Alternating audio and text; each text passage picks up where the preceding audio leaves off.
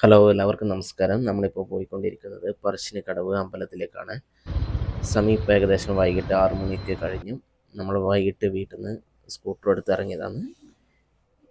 നമ്മളതാ ഏകദേശം പറശ്ശിനിക്കടവ് അമ്പലത്തിൻ്റെ അടുത്ത് തന്നെ എത്താറായി. ദൂരെ നിന്ന് നമുക്ക് കാണാൻ പറ്റും പറശ്ശിനിക്കടവ് വളവട്ടണം പുഴയുടെ തീരത്ത് തന്നെ വൈകിട്ട് നല്ല ലൈറ്റൊക്കെ അലങ്കൃതമായിട്ട് പറശ്ശിനിക്കടവ് അമ്പലം അങ്ങനെ ദൂരെ നിന്ന് നമുക്ക് ഇവിടുന്ന് കാണാൻ പറ്റുന്നുണ്ട്. അതിൻ്റെ തൊട്ടപ്പുറത്തായിട്ട് പാലത്തിൻ്റെ മുകളിൽ നിന്ന് കാണുമ്പോൾ ഒരു ഹോട്ടലുണ്ട്. അതും അതിമനോഹരമായിട്ട് തന്നെ നമുക്ക് ഈ പാലത്തിൻ്റെ മുകളിൽ നിന്ന് നൈറ്റ് വ്യൂ ആയിട്ട് കാണാൻ പറ്റുന്നുണ്ട്. അങ്ങനെ നമ്മൾ ഇപ്പോൾ പറശ്ശിനിക്കടവ് അമ്പലത്തിലെത്തിയ പറശ്ശിനിക്കടവ് അമ്പലത്തെക്കുറിച്ച് പറയുകയാണെങ്കിൽ ഇവിടുത്തെ പ്രധാനമായും ആരാധിക്കുന്നത് മുത്തപ്പനെയാണ്. മുത്തപ്പൻ എന്ന് പറയുമ്പോൾ ശിവനും വിഷ്ണുവും ചേർന്ന രൂപം. ഇവിടെ നായ്കൾക്ക് പ്രത്യേക സ്ഥാനം നൽകുന്നുണ്ട്. അതായത് മുത്തപ്പൻ്റെ വാഹനം നായയായിട്ടാണ് കണക്ക് കൂട്ടുന്നത്. പിന്നെ പ്രസാദമായിട്ട് പയറും ഉണക്കമീൻ വറുത്തതൊക്കെ കിട്ടും. ഇവിടുത്തെ അന്നദാനം വളരെ പ്രശസ്തമാണ്. പറശ്ശിനിക്കടവ് മുത്തപ്പൻ്റെ കഥ തുടങ്ങുന്നത് ഇങ്ങനെയാണ്. അതായത് പണ്ട് കാലത്ത് പറശ്ശിനിക്കടവിനടുത്ത് സമ്പന്നമായ ഒരു ബ്രാഹ്മണ കുടുംബം താമസിച്ചിരുന്നു. അവർക്ക് കുട്ടികളൊന്നും ഉണ്ടായിരുന്നില്ല. ദിവസവും അവർ ദൈവത്തോട് പ്രാർത്ഥിച്ചു, ഞങ്ങൾക്കൊരു കുഞ്ഞിനെ തരണേന്ന്.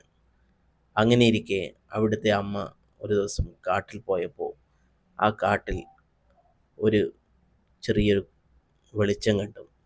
ആ വെളിച്ചത്തിനടുത്ത് തേജസ്സോടെ തിളങ്ങിക്കിടക്കുന്ന ഒരു കുഞ്ഞിനെ അവർ കണ്ടു. ആ കുഞ്ഞിനെ കൂട്ടായി ഒരു നായയും കിടക്കുന്നു. ആ കുഞ്ഞിനെ കണ്ടപ്പോൾ അവളുടെ ഹൃദയം നിറഞ്ഞു. അവൾ ആ കുഞ്ഞിനെ വീട്ടിലേക്ക് കൊണ്ടുവന്നു. ദൈവം തന്ന സമ്മാനമാണെന്ന് അവർ വിശ്വസിച്ചു. കുഞ്ഞങ്ങനെ വളരാൻ തുടങ്ങി.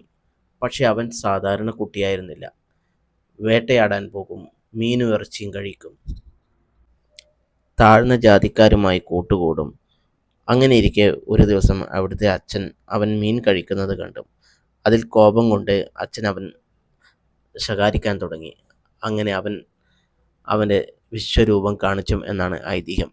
ആ വിശ്വരൂപം എന്ന് പറയുന്നത് ശിവനും വിഷ്ണുവും ചേർന്ന ഒരു അവതാരമാണ്. അങ്ങനെ മുത്തപ്പൻ ശിവനും വിഷ്ണുവും ചേർന്ന തൻ്റെ ഒറിജിനൽ രൂപം മാതാപിതാക്കളെ കാണിച്ച ശേഷം കാട്ടിലേക്ക് മടങ്ങിയെന്നാണ് ഐതിഹ്യം. കാട്ടിൽ നിന്നും കിട്ടിയ കുട്ടി അങ്ങനെ മുത്തപ്പനായി. പിന്നീട് തെയ്യം രൂപത്തിൽ ജനങ്ങൾക്ക് ദർശനം നൽകി. ഇന്നും പറശ്ശിനിക്കടവിൽ ആ ദൈവം ജനങ്ങളോടൊപ്പം ജീവിക്കുന്നു എന്നാണ് വിശ്വാസം. കാട്ടിൽ നിന്നും കിട്ടിയ കുട്ടി അങ്ങനെ ഇന്ന് ആയിരങ്ങൾ വിശ്വസിക്കുന്ന മുത്തപ്പനായി ജനങ്ങളോടൊപ്പം ജീവിക്കുന്നു. ഇതാണ് പറശ്ശിനിക്കടവിൻ്റെ ചരിത്രം. അങ്ങനെ നമ്മൾ പറശ്ശിനിക്കടവ് അമ്പലത്തിലെ ദർശനമൊക്കെ കഴിഞ്ഞ് രാത്രി ഭക്ഷണം കഴിച്ച് വീട്ടിലേക്ക് ഇറങ്ങാമെന്ന് വിചാരിക്കുന്നു. വൈകിട്ടായതിനാൽ തന്നെ ഇന്ന് ധാരാളം ആൾക്കാരുണ്ട്.